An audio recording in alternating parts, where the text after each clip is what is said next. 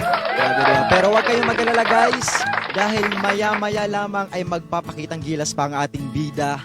Maya-maya lamang. Kaya naman, keep on sharing, tapping, or reposting our live. Nang sa ganon ay marami ang makasaksi sa grand launching ng aming bunso na si Kirk Galindez. Di ba, Sir Benz?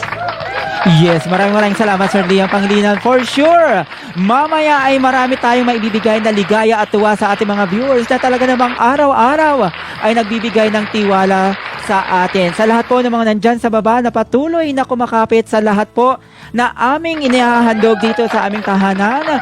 Maraming salamat po. Ayan, shout out pa sa mga bagong pasok na talaga namang beat ang mga ngiti nang tuluyang makita ang ating bidang Kirk Galindez. Pero syempre, bago tayo magtuloy-tuloy, Sir Liam, bigyan naman natin ng pagkakataon si Kirk na bumati o i-welcome ang kanyang mga bisita na talaga namang nakangiti lahat sila sa baba.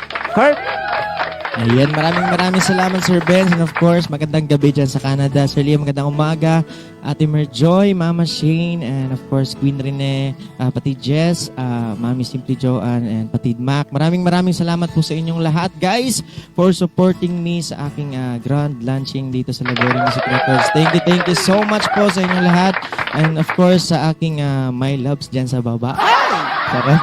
Yan, thank you for supporting me. Alam ko nandiyan ka lang, kahit busy ka. Yan, thank you so much. And of course, Miss Shai, thank you for coming.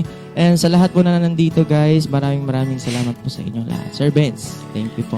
Yes, maraming salamat, Kirk Galindez. Isang pangarap na naman, Sir Liam, ang ating natupad ngayong araw. Sa dami na ng kanta ni Kirk na hindi na natin mabilang, patuloy natin pinagkakatiwalaan ang kanyang tinig. Di ba, Sir Liam? Tama ka din, Sir Benz. Ngayong araw naman talaga ay ang ating bida ay hindi kinakabahan. Kaya naman sa Kirk, bawal dito ang kakaba-kaba. Kapaklaan. Ayan, sa ating 20 viewers.